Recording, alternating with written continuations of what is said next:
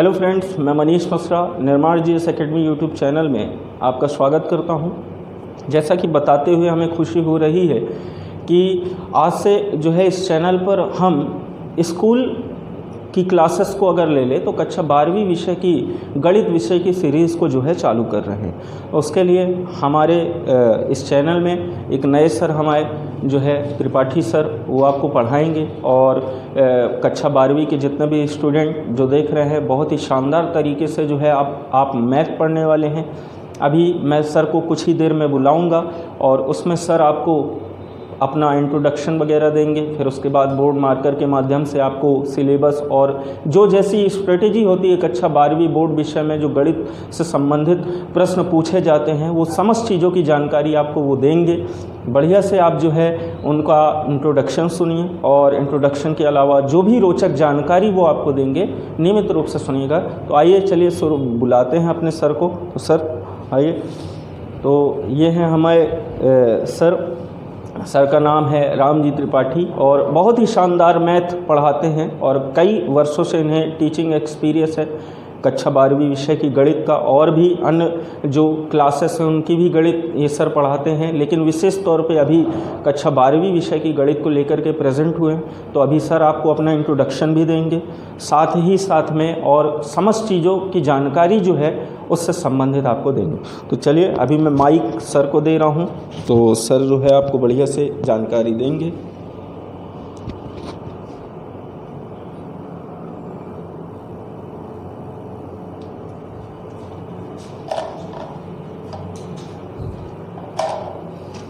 Hello दोस्तों, good afternoon. आप सभी का निर्माण जीएस एकेडमी के इस यूट्यूब चैनल पर मैं स्वागत करता हूं। मेरा नाम रामजी त्रिपाठी है।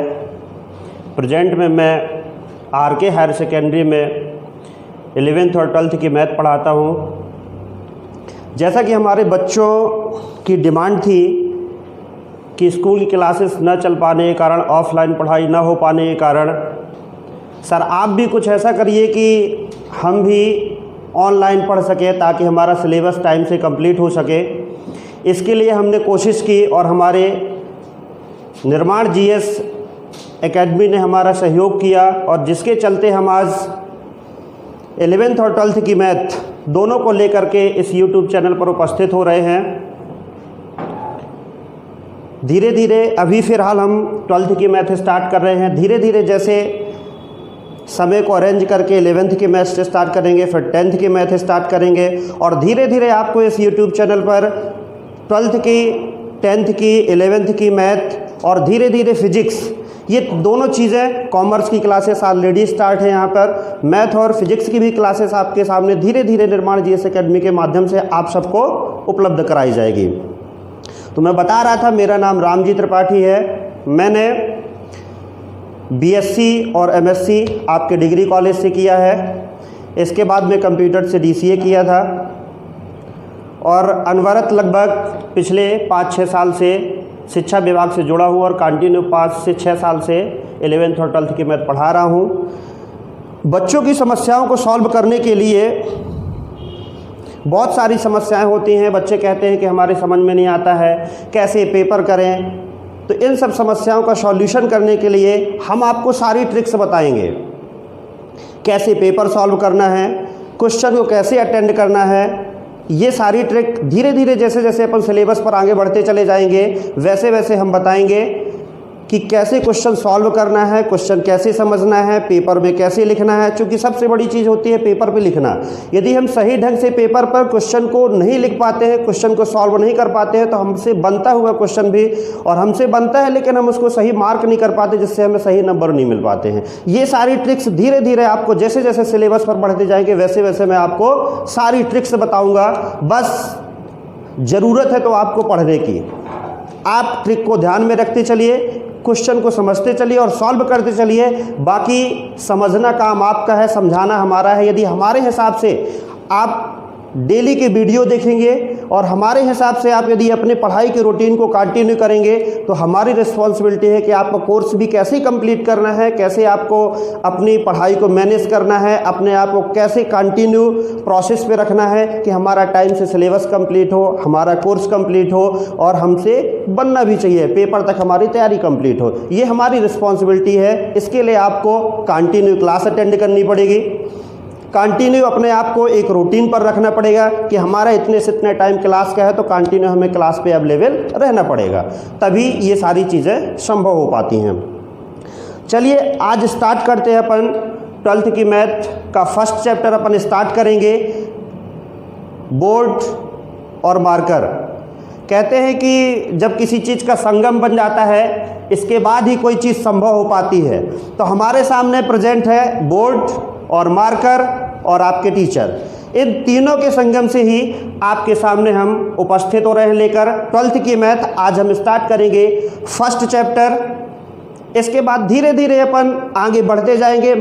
इस बात की किसी कंफ्यूजन में नहीं रहेगा, जो सारी चीज़ पेपर की दृष्टि से इम्पॉर्टेंट है, चाहे वो किसी भी चैप्टर की हो, चाहे वो किसी भी चीज़ से रिलेटेड हो, मैथ से रिलेटेड, उस चैप्टर से रिलेटेड जितनी भी सारी चीज़ें हैं वो मैं धीरे धीरे करके, बस आप कंटिन्यू प्रोसेस पे वीडियो देखते रहिए, कंटिन्यू क्लास को अटेंड करते रहिए। धीरे धीरे आपको सारी चीज़ें, आपके सारे जितने भी कंक्लूजन होगी, जितना भी आपको किसी भी क्वेश्चन के बारे में यदि सस्पेंस होता है वो सारी चीज़ें मैं क्लियर करूंगा। इसके लिए आपको कंटिन्यू क्लास को अटेंड करना होगा। तो चलिए हम आज स्टार्ट करते हैं बोर्ड और मार्कर के माध्यम से क्लास 12th का फर्स्ट चैप्टर। चलिए दोस्तों, तो अपन स्टार्ट करते हैं फर्स्ट चैप्टर। फर्स्ट चैप्टर का नाम है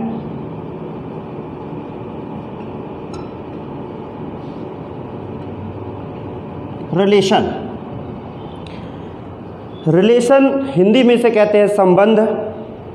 संबंध के बारे में तो आप सभी परिचित हैं, मानव जीवन में भी संबंध का बहुत इम्पॉर्टेंट है। Relation is a important topic in our life. Relation कैसे रखना है, रिलेशन पर ही मानव जीवन डिपेंड करता है। ठीक उसी तरह से रिलेशन, मैथ एक इम्पॉर्टेंट पार्ट है अपनी लाइफ का, तो मैथ का भी हर पार्ट मानव जीवन से जुड़ा हुआ है। बशर्ते कारण ये होता है कि कुछ पार्ट को हम समझ पाते हैं अपने मानव जीवन पे, कुछ को नहीं समझ पाते हैं। ये एक ऐसा चैप्टर है जिसको मैं आपको बताऊंगा मानव जीवन से जोड़कर, कैसे मानव जीवन में संबंध का इम्पोर्टेंस कैसे है, कैसे ये रिलेशन डिपेंड करता है हमारे जीवन पर।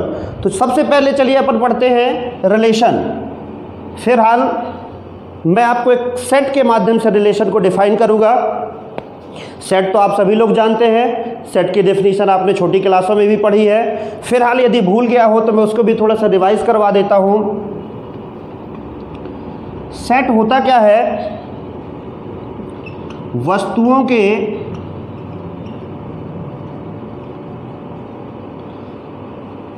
सुपरिभाषित समूह को समुच्चय कहते हैं। जो भी ऑब्जेक्ट है, यदि ऑब्जेक्ट का एक सुपरिभाषित समूह है, एक वेल डिफाइंड फंक्शन है, तो वो कहलाता है आपका, यदि हम एक वेल डिफाइंड ग्रुप बना दें तो वो वेल डिफाइंड ग्रुप क्या कहलाता है, सेट के फॉर्म में कन्वर्ट हो जाता है। जैसे फॉर एग्जांपल यदि बच्चे बैठे हुए हैं तो हमने 12th की क्लास के बच्चों को अलग कर दिया, 11th क्लास के बच्चों को अलग कर दिया, तो हम उसको वेल डिफाइन कर सकते हैं, कह सकते हैं कि ये क्लास 12th के बच्चे बैठे हुए हैं, ये क्लास 11th के बच्चे बैठे हुए हैं। तो वस्तुएं ऑब्जेक्ट के वेल डिफाइन, ऑब्जेक्ट का जो वेल डिफाइन आपका कॉम्बिनेशन होता है, ग्रुप होता है, वो कॉम्बिनेशन या ग्रुप क्या कहलाता है, सेट कहलाता है। चलिए अब हम लेते हैं संबंध की डेफिनेशन, रिलेशन की परिभाषा।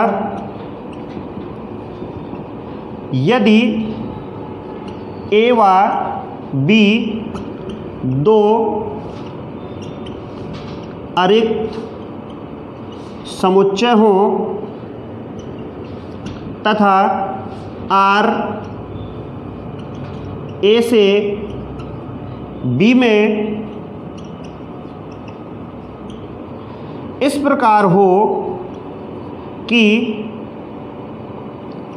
आर ए क्रॉस बी का उप समुच्चय हो तब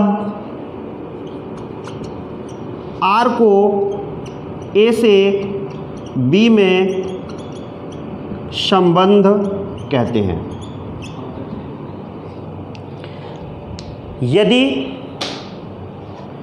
A कोई नॉन एम्प्टी सेट है, B कोई नॉन एम्प्टी सेट है, तो हम एक यदि उसका सबसेट लें, तो यदि A नॉन एम्प्टी सेट है, B नॉन एम्प्टी सेट है, और यदि हम क्रॉस मल्टीप्लिकेशन उनका निकालें, तो जो भी क्रॉस मल्टीप्लिकेशन निकलेगा यदि वो क्या हो, A और B का सबसेट हो, तो उस कंडीशन में हम कहते हैं कि A से B में क्या है, एक रिलेशन है। दैट इज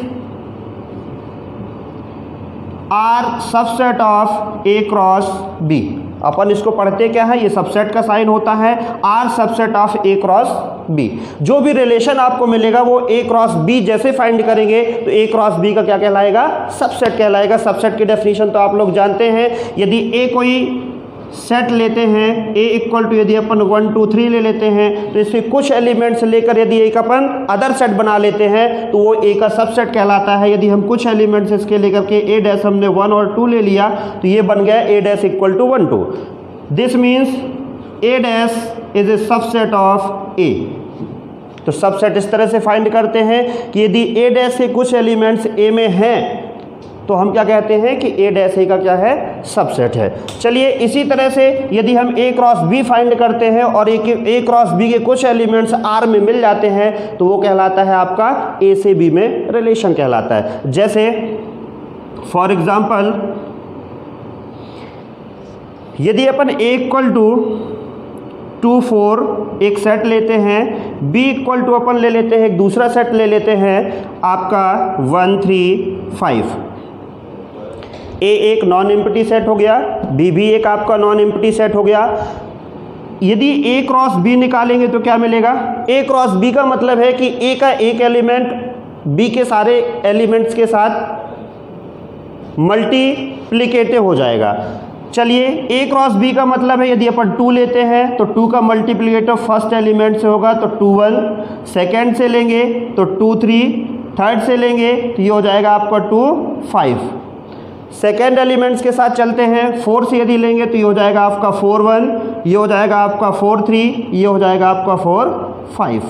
तो ये आपका A क्रॉस B मिल गया। अब एक रिलेशन यदि अपन डिफाइन कर लेते हैं, रिलेशन कैसा डिफाइन कर लेते हैं, यदि मैं आपसे कहूँ कि R क्या है, जो रिलेशन है वो क्या है, से बड़ा, ये एक रिलेशन है से बड़ा, या इंग्लिश में अपन क्या कह देंगे, ग्रेटर देन। इस कंडीशन में यदि रिलेशन फाइंड करेंगे इस सेट में तो कैसे फाइंड करेंगे, से बड़ा का मतलब है कि फर्स्ट एलिमेंट सेकेंड एलिमेंट से क्या होना चाहिए, ग्रेटर होना चाहिए।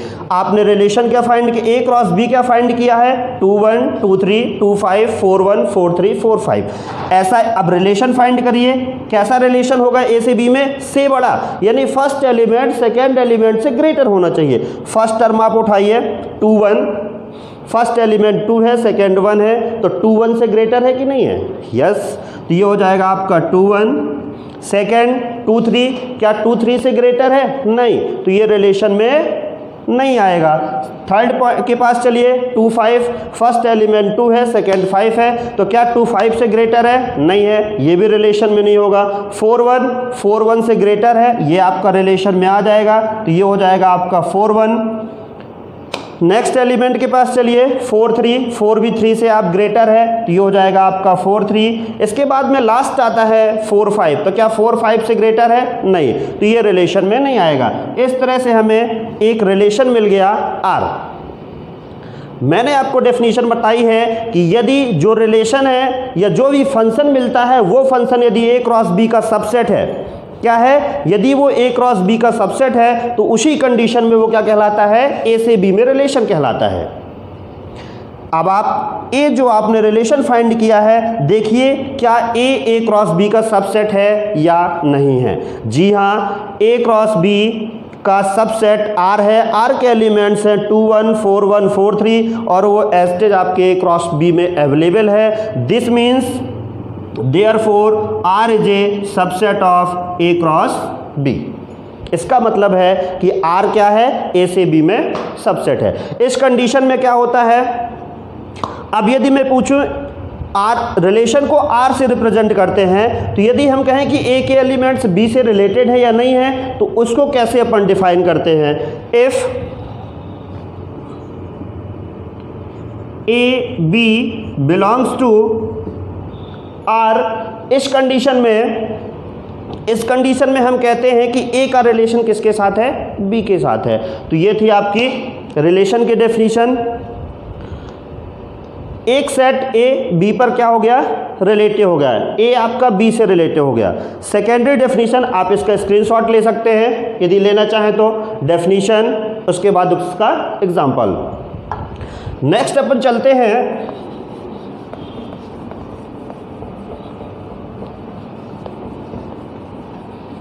Relation on A set. एक सेट पर रिलेशन क्या होता है?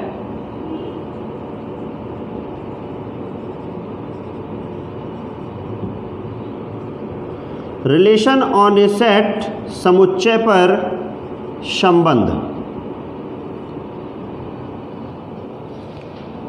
यदि ए एक अरिक्त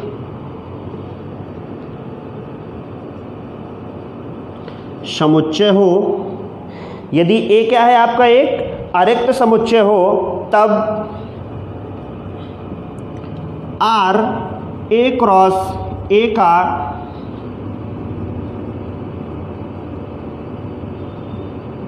उपसमुच्चय, ए क्रॉस ए का उपसमुच्चय है, अर्थात आर ए से ए पर एक संबंध है। यदि ए एक अरिक्त समुच्चय हो, तब आर ए क्रॉस ए का उपसमुच्चय है, अर्थात आर ए से ए पर संबंध है। इसका मतलब होता है कि R is a subset of A cross ए।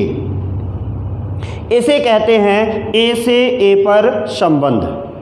ए से ए पर संबंध। कोई एक आपका नॉन एम्प्टी सेट ए है, तो कोई भी एक नॉन एम्प्टी सेट यदि अपन ए ले लेते हैं, ले लीजिए कोई भी एक नॉन एम्प्टी सेट ले लीजिए। यदि हम एक नॉन एम्प्टी सेट आपका for example A equal to 1 2 3 4, ये आपका एक क्या हो गया? नॉन एम्प्टी सेट हो गया। 1 2 3 4 5 एक आपका नॉन एम्प्टी सेट है। यदि हम इसमें एक रिलेशन को डिफाइन कर देते हैं, वो रिलेशन किस तरह से डिफाइन है? A b, a b any elements a minus या a plus B equal to a plus B equal to 1, ये एक रिलेशन हो गया। अब यदि हम इस रिलेशन को इस एग्जाम्पल पर यदि हम क्या करते हैं? सेटिस्फाइड कराते हैं, तो क्या मिलेगा आपको? ए से ए में होना चाहिए, मीन्स ए का प्रत्येक एलिमेंट्स ए के ही एलिमेंट से रिलेटेड होना चाहिए। ए और बी, कोई भी दो एलिमेंट्स आप ए और बी ले लीजिए, तो ये रिलेशन आपको मिल जाएगा ए प्लस बी। ए यदि हम 1 लेते हैं तो ये हो जाए आपका 1, ए की वैल्यू यदि हम 1 लेते हैं, बी की वैल्यू क्या लें? 2, तो a plus B equal to 1 set 1 plus 2 equal to 3 होता है। लेकिन यहाँ पे a plus B equal to क्या होना चाहिए? 1 होना चाहिए। और यहाँ पे क्या है? a और b को यदि जोड़ोगे तो 1 मिलना चाहिए, लेकिन इसमें कोई भी नेगेटिव संख्या नहीं है। दिस मीन्स ये जो आपका एग्जाम्पल दिया हुआ है, ये एग्जाम्पल समुच्चय पर संबंध, रिलेशन ऑन ए सेट को सेटिस्फाइड नहीं करता है। नेक्स्ट एग्जाम्पल यदि अपन लेते हैं, सेकेंड रिलेशन यदि अपन इस पर डिफाइन कर देते हैं, A B such that A minus B equal to 2। चलिए इस पे आते हैं। Second example, R equal to क्या मिलेगा आपको? ए और बी, कोई भी 2 डिजिट आप उठा लीजिए, लेकिन ए और बी ऐसी डिजिट आपको लेना है कि यदि हम उनको सब्ट्रैक्ट करें तो कितना मिलना चाहिए? 2 मिलना चाहिए। कोई भी 2 डिजिट यदि हम 1 में 2 सब्ट्रैक्ट करेंगे नहीं मिलेगा, 2 में 3 सब्ट्रैक्ट करेंगे नहीं मिलेगा, 3 में 4 सब्ट्रैक्ट करेंगे 2 नहीं मिलेगा। यदि हम क्या उठा लें, 3 में 1 को सब्ट्रैक्ट कर दें तो क्या मिल जाएगा? 3 में 1 को सब्ट्रैक्ट करें तो आपको 2 मिलेगा। यदि 4 में हम 2 को सब्ट्रैक्ट कर दें तो क्या मिल जाएगा? तो भी आपको 2 मिलेगा। और कोई कंडीशन? 3 में 1 को सब्ट्रैक्ट कर दिए, 3 में 2 को सब्ट्रैक्ट करेंगे 2 नहीं मिलेगा, 4 में 1 को सब्ट्रैक्ट करेंगे 3 मिलेगा। तो ये आपका क्या हो गया, ये हो गया आपका एक रिलेशन हो गया जिसे हम कहते हैं, अब देखिए 3 का 1 से रिलेशन है, 4 का 2 से रिलेशन है, 3 1, this is right, 3 related to 1, 3 1 से रिलेटेड है, 4 2, इसको अपन लिखते हैं क्या, 4 रिलेटेड टू 2। इसका मतलब है कि 3 का रिलेशन किससे है, 1 से है, 4 का रिलेशन किससे है, 2 से है। 3 भी आपका एलिमेंट्स किसका है, ए का है, 4 भी आपका किसका एलिमेंट्स है, ए का है, 1 भी आपका किसका एलिमेंट है, सेट ए का है, और 2 भी आपका किसका एलिमेंट है, सेट ए का एलिमेंट है। इसका मतलब है कि ए का एलिमेंट 3 और 4 ए के ही एलिमेंट से क्या है, रिलेटेड है। और जब किसी सेट के एलिमेंट्स उसी सेट के अदर एलिमेंट से रिलेटेड होते हैं तो ऐसा रिलेशन कहलाता है रिलेशन ऑन ए सेट। ठीक है, यदि एक बार फिर रिवाइज कर लीजिए, यदि किसी सेट का एलिमेंट्स उसी सेट के अदर एलिमेंट्स के साथ यदि रिलेटेड है, किसी न किसी तरह से जुड़ा हुआ है, तो उसे हम कहते हैं कि ए का ए पर संबंध, सेट ए का ए पर संबंध, रिलेशन ऑन ए सेट। ये थी आपकी रिलेशन ऑन ए सेट की डेफिनेशन, इसका भी आप स्क्रीनशॉट ले सकते हैं। इसके आगे चलते हैं, दो चीज़ आती हैं रिलेशन में, आप लोगों ने पढ़ा हो या ना पढ़ा हो, 11th में हल्का सा चैप्टर दिया हुआ है 12th वालों के लिए, प्रांत, डोमेन, कोडोमेन और रेंज। प्रांत क्या कहलाता है, परिसर क्या कहलाता है, और सह प्रांत क्या कहलाता है।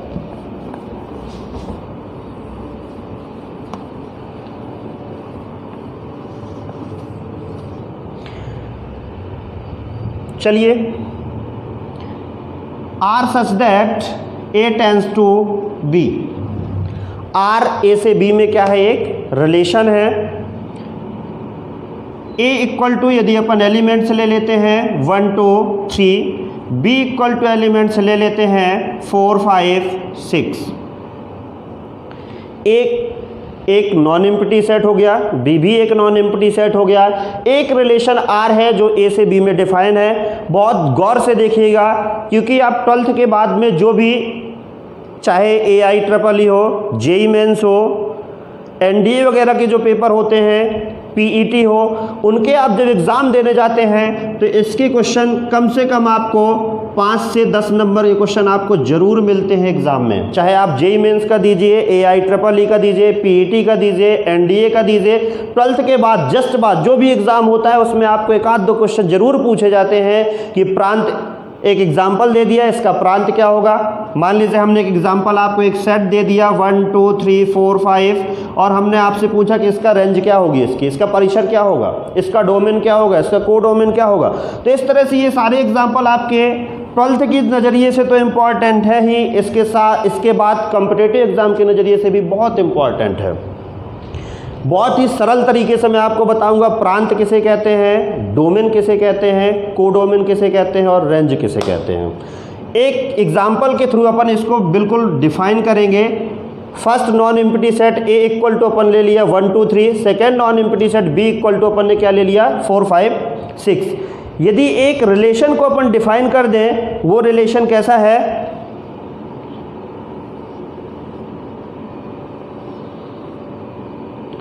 आर सच दैट, ये सेट ए हो गया, ए से कहाँ पर डिफाइन है, बी पर डिफाइन है। कोई एक रिलेशन है वो ए से बी पर डिफाइन है। ए के एलिमेंट्स हैं आपके 1 2 3 और बी के एलिमेंट्स हैं 4 5 6। यदि मैं रिलेशन को डिफाइन करूं तो रिलेशन किस तरह से डिफाइन है, रिलेशन आपका डिफाइन है, यदि ए बी अपन 2 एलिमेंट्स लेते हैं तो क्या मिलेगा, such that A plus B equal two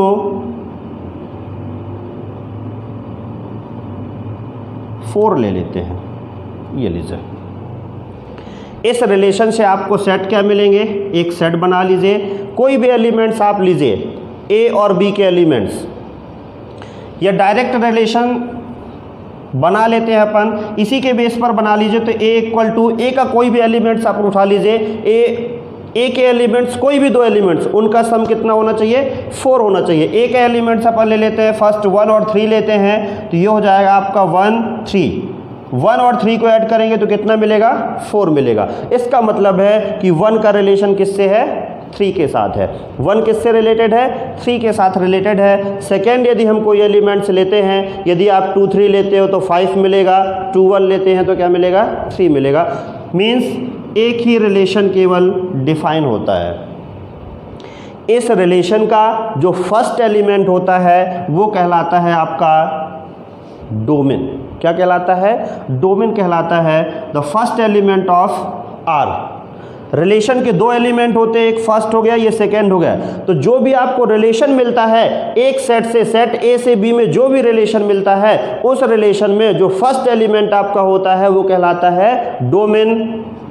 means ये आपका 1 क्या कहलाएगा, डोमेन कहलाएगा। जो सेकेंड एलिमेंट होता है वो सेकेंड एलिमेंट आपका कहलाता है रेंज, जिसे हिंदी में कहते हैं परिसर, और ये कहलाता है आपका प्रांत।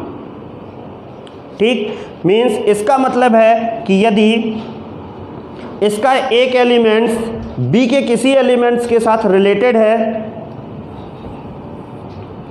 यदि 1 का रिलेशन किसके साथ है, 4 के साथ है, 2 का रिलेशन किसके साथ है, 6 के साथ है, तो इसको हम कैसे वेल डिफाइन करेंगे, तो इसको हम डिफाइन करेंगे कि 1 रिलेटेड टू 5, 2 रिलेटेड टू 6। बहुत छोटा सा एग्जांपल है। 1 का रिलेशन किसके साथ है, 5 के साथ है, 2 का रिलेशन किसके साथ है, 6 के साथ है। इस कंडीशन में यदि मैं आपसे कहूँ कि प्रांत बताइए, इसका प्रांत क्या होगा, ये जो आपको एग्जाम्पल दिया हुआ है, इस एग्जाम्पल का प्रांत क्या होगा, डोमेन क्या होगा। तो एक एग्जाम्पल का प्रांत या डोमेन क्या होगा, जो भी आपका रिलेशन है उस रिलेशन के फर्स्ट जितने भी एलिमेंट्स हैं, फर्स्ट एलिमेंट्स कौन कौन से हैं, रिलेशन आपका 1 5 2 6, इसका फर्स्ट एलिमेंट ये है और इसका फर्स्ट एलिमेंट ये है। दिस मीन्स ये हो जाएगा आपका 1 2, ये कहलाता है आपका प्रांत। मीन्स इसके एलिमेंट्स जो भी रिलेटेड है आपके, मीन्स ये दोनों का सेट जो होगा वो कहलाता है आपका डोमेन। इसके बाद सेकेंड में आते हैं, रेंज क्या कहलाता है, परिसर।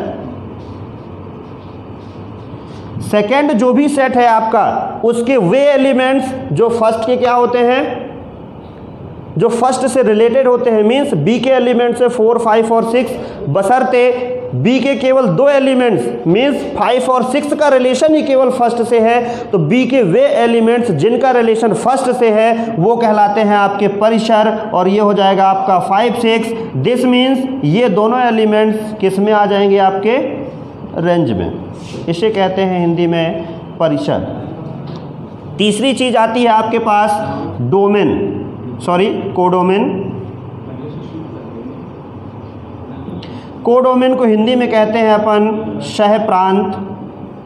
ओके, सह प्रांत में कौन कौन से एलिमेंट होंगे, तो दोस्तों बी में जितने भी एलिमेंट्स होते हैं वो एलिमेंट्स ए से रिलेटेड हो या ना हो, हमें उससे कोई मतलब नहीं है। बी सेकेंड सेट में जितने भी एलिमेंट्स हैं उन सब का सेट जो होता है वो पूरा का पूरा क्या कहलाता है, आपका कोडोमेन कहलाता है। मीन्स बी के पूरे एलिमेंट्स, बी में आपके 3 एलिमेंट्स हैं 4 5 6, तो इन 3 के 3 एलिमेंट्स का जो सेट होगा वो कहलाता है कोडोमेन। मीन्स ये पूरा का पूरा सेट आपका कहलाता है कोडोमेन। यहाँ से एक नई चीज़ आपको सीखने को मिली कि जब ये पूरा का पूरा सेट आपका कोडोमेन कहलाता है, मीन्स कोडोमेन क्या हो गया, सेट जो सेकेंडरी सेट है आपका उस सेट का क्या हो गया, सब सेट हो गया। एक नई चीज़ यहाँ से आपको मिली, उसको नोट में आप लोग नोट कर सकते हैं कि जो सेकेंड सेट आपका बी है, B is a subset of R. ये आपको एक नई चीज़, ये भी ऑप्शन में आपसे पूछी जाती है। इस तरह से ये प्रांत, परिसर और कोडोमेन। प्रांत क्या है, एक बार फिर से मैं रिवाइज कर दूं। फर्स्ट सेट के जितने भी एलिमेंट्स सेकेंड सेट से रिलेटेड होते हैं उनका जो एक सेट होता है वो कहलाता है आपका प्रांत कहलाता है। बतौर डेफिनेशन यदि आप इसको लिखना चाहें तो अपन इस तरह से भी लिख सकते हैं, A such that A B belongs to R. ये होती है आपकी प्रांत की definition, A B belongs to R, जितने भी रिलेशन के जितने भी एलिमेंट्स हैं उनमें से जो फर्स्ट एलिमेंट कहलाता है, जितने भी सेट है उसमें से फर्स्ट एलिमेंट जो कहलाता है वो कहलाता है आपका प्रांत। सेकेंडरी परिसर में क्या आता है, B such that A B belongs to R. Second elements जो होता है वो क्या कहलाता है आपका परिसर कहलाता है, रेंज कहलाता है। और कोडोमेन का मीन्स ही है कि सेकेंड जितना भी सेट है, सेकेंड सेट में जितने भी एलिमेंट्स रिलेशन में आते हैं वो सारे के सारे क्या कहलाते हैं आपके कोडोमेन कहलाते हैं। स्क्रीनशॉट लेना चाहें तो आप इसका भी स्क्रीनशॉट ले सकते हैं। सेकेंडरी अपन चलते हैं, अभी आपने पढ़ा संबंध, इसके बाद आता है इसका जस्ट अपोजिट प्रतिलोम संबंध।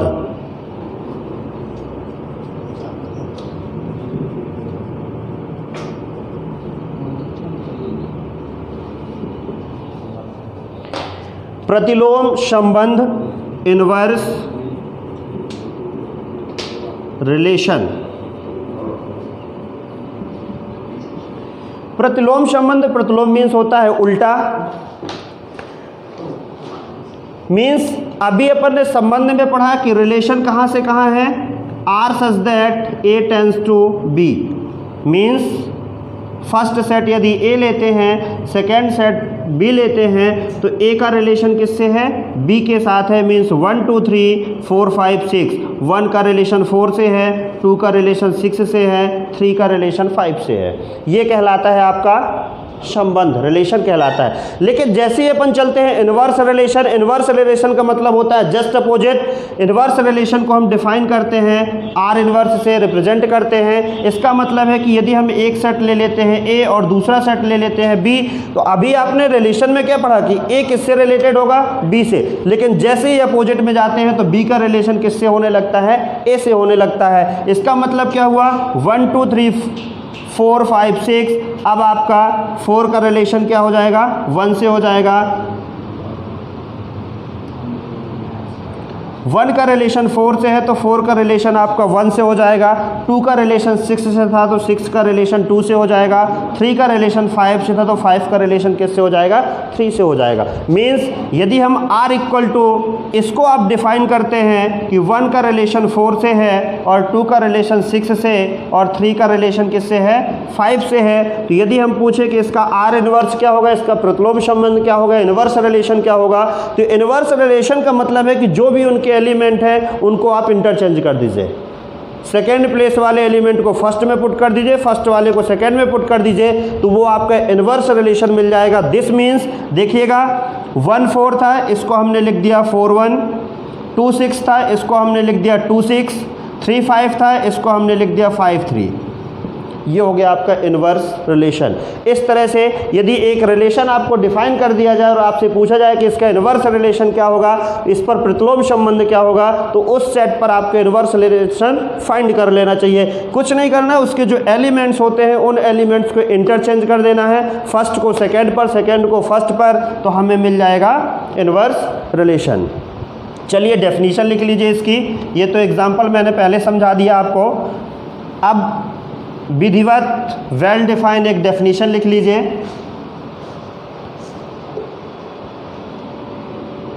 यदि ए और बी दो अरिक्त समुच्चय हों तथा आर समुच्चय ए से बी में कोई संबंध हो, तब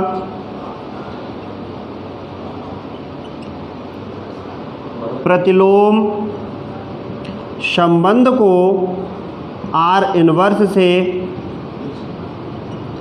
दर्शाते हैं तथा बी से ए में आर इनवर्स को प्रतिलोम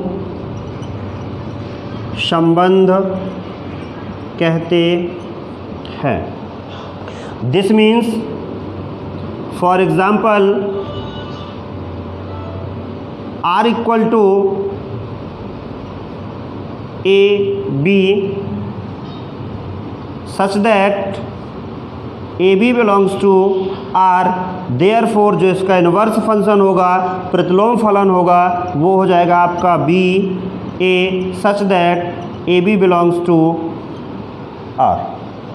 मीन्स A और B जो आपके दो एलिमेंट्स दिए हैं, दोनों एलिमेंट्स को हमने इंटरचेंज कर दिया, A को B के प्लेस में, B को A के प्लेस में, तो ये कहलाता है आपका इन्वर्स रिलेशन। एग्जाम्पल भी एक बार फिर से बता दूं कि यदि ये एक सेट A है और ये एक सेट B है, इससे कोई भी एलिमेंट्स अपन ले लेते हैं I J K P Q R। I का रिलेशन यदि P से है, J का रिलेशन Q से है और K का रिलेशन किससे है, R से है, तो ये कहलाता है आपका A से B में संबंध। लेकिन जब इन्वर्स की बात करते हैं तो इसका जस्ट अपोजिट अपन लिख देते हैं R सच दैट, ये हो जाएगा आपका R inverse such that B to A। B का रिलेशन किससे हो गया, A से हो गया, तो ये आपका हो जाएगा P Q R I J K। P का रिलेशन हो गया I के साथ, Q का रिलेशन हो गया J के साथ और R का रिलेशन हो गया K के साथ। तो ये कहलाता है आपका प्रतिलोम संबंध। इस तरह से हम किसी, यदि कोई संबंध आपको वेल डिफाइन है, उस संबंध का यदि हमें इन्वर्स रिलेशन फाइंड करना है तो उस रिलेशन के माध्यम से हम उसका इन्वर्स रिलेशन भी फाइंड कर सकते हैं। चलिए इसके आगे मैं आपको बता दूं, यदि कोई सेट दिया हुआ है, शुरुआत में जब मैंने संबंध की परिभाषा बताई थी उसमें मैंने बताया था कि A क्रॉस B निकालते हैं। तो यदि मैं आपसे पूछूं कि A इक्वल टू, यदि आपको कुछ एलिमेंट्स दे दिए जाएं, B equal two elements they दिए जाएं, तो यदि पूछा जाए कि A क्रॉस B में कितने एलिमेंट्स होंगे, मीन्स संबंधों की संख्या, नंबर ऑफ रिलेशन। A में यदि एलिमेंट्स है, B में है, तो A से B के रिलेशन में कितने एलिमेंट्स होंगे, उसको कैसे अपन फाइंड करेंगे ये मैं आपको बताता हूँ। इसका स्क्रीनशॉट ले लीजिए। प्रतिलोम संबंध की परिभाषा,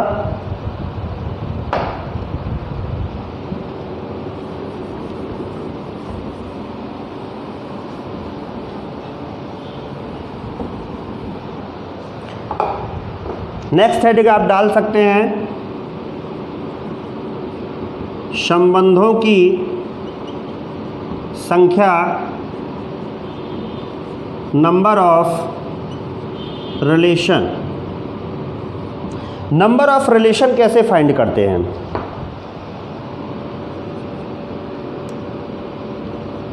माना यदि A में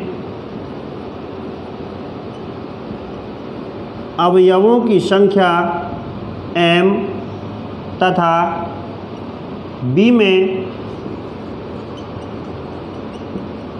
अवयवों की संख्या n है, तब यदि A में अवयवों की संख्या क्या है, m है, और B में अवयवों की संख्या कितनी है, n है, तब A क्रॉस B में कुल अवयवों की संख्या m क्रॉस n होगी। फॉर एग्ज़ाम्पल यदि A इक्वल टू अपन ले लेते हैं 1 2 3, B इक्वल टू यदि अपन ले लेते हैं 2 3 4, अब मैं आपसे पूछूं ये A क्रॉस B में कितने एलिमेंट्स होंगे, तो A में जो भी एलिमेंट्स होते हैं और B में जो एलिमेंट्स होते हैं दोनों का मल्टीप्लिकेशन कर दीजिए तो वो इक्वल टू हो जाएगा A क्रॉस B में एलिमेंट्स। मीन्स A में आपके पास नंबर ऑफ एलिमेंट्स कितने हैं,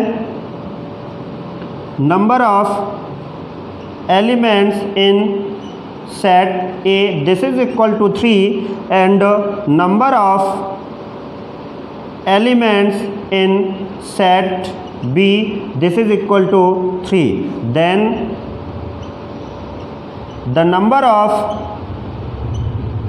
set A cross B this means मैंने अभी आपको फॉर्मूला बताया कि जितने भी A में एलिमेंट्स है B में एलिमेंट्स है दोनों का मल्टीप्लिकेशन कर दीजिए, तो A क्रॉस B में कितने एलिमेंट्स होंगे, तो 3 cross 3 this is equal to 9। This means A में A क्रॉस B में जो एलिमेंट्स होंगे वो कितने होंगे, 9 एलिमेंट्स होंगे। इस तरह से मेन पहुंचना कहाँ है अपन को कि ए से बी में रिलेशन कितने होंगे, लेकिन पहले अपन एलिमेंट्स फाइंड कर लेते हैं। तो ए से ए क्रॉस बी में कितने एलिमेंट्स होंगे, टोटल 9 एलिमेंट्स होंगे। इसका मतलब क्या हुआ कि अब जो भी समुच्चय होते हैं, जो भी आपके सबसेट बनते हैं, जो भी उप समुच्चय होते हैं, उन उप समुच्चयों की ही संख्या क्या कहलाती है, रिलेशन कहलाती है। वह उतने ही एलिमेंट्स किस में होते हैं, रिलेशन में होते हैं। तो ए क्रॉस बी में उप समुच्चयों की संख्या कितनी होगी, ए क्रॉस बी में उप समुच्चयों की संख्या, तो ये फॉर्मूला आप लोग नोट कर लीजिएगा, लिख लीजिएगा विशेष तौर पर कि ए क्रॉस बी में जो उप समुच्चयों की संख्या होती है 2 की पावर mn। ए क्रॉस बी में उप समुच्चयों की संख्या होती है 2 की पावर mn, और जितने उप समुच्चय होंगे उतने ही उसमें क्या होंगे, रिलेशन होंगे। इसका मतलब क्या हुआ कि यदि मैं आपसे पूछूं कि ए से बी पर संबंधों की संख्या, तो ए से बी पर जो संबंधों की संख्या होगी वो होगी 2 की पावर m इंटू n। ये फॉर्मूला बहुत इंपॉर्टेंट है, नोट कर लीजिएगा।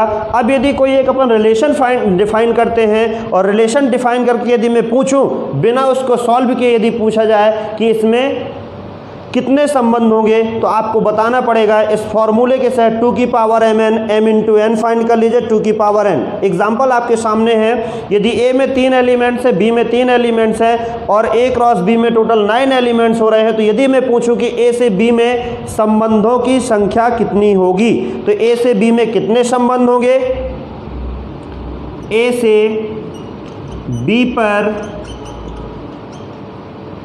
संबंधों की संख्या, ए से बी पर कितने संबंध होंगे, this is equal to 2 m cross n की वैल्यू आपने फाइंड की 9, दिस मीन्स 2 की पावर 9।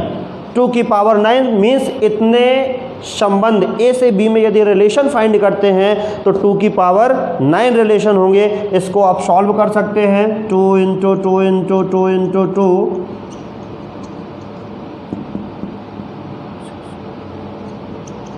इसको सॉल्व कर लीजिए तो टोटल नंबर ऑफ रिलेशन आपको मिल जाएगी कि ए से बी में कितने रिलेशन होंगे। ये फॉर्मूला बहुत इंपॉर्टेंट है, इसको नोट कर लीजिएगा और आप इसका स्क्रीनशॉट भी ले सकते हैं। इसके बाद ये तो बेसिक टॉपिक था रिलेशन का। इसके बाद मैंने शुरुआत में बताया था कि संबंध का मानव जीवन में भी संबंध है, रिलेशन बहुत इंपॉर्टेंट है हमारे जीवन में। नेक्स्ट टॉपिक में मैं आपको रिलेशन के टाइप बताऊंगा, रिलेशन के कितने टाइप होते हैं। जब अपन रिलेशन के टाइप पढ़ेंगे तो उस रिलेशन के जो टाइप है उनका जीवन से कैसे संबंध है, तो एक एक एग्जाम्पल जो टॉपिक होगा, जो इसके टाइप होंगे, उनके टाइप का एक एक एग्जाम्पल आपको मानव जीवन से जोड़कर बताऊंगा कि उसका फर्स्ट जो आपका टाइप होगा वो फर्स्ट टाइप हमारे जीवन से किस तरह से रिलेटेड है। 4 या 5 प्रकार के होते हैं आपके रिलेशन। तो मैं आपके सामने नेक्स्ट वीडियो में संबंध के प्रकारों के बारे में अपन डिस्कस करेंगे। आज के लिए इतना ही। आप सभी का धन्यवाद। यदि हमारा ये YouTube चैनल आपको अच्छा लगा हो तो कृपया लाइक और सब्सक्राइब ज़रूर करें। धन्यवाद।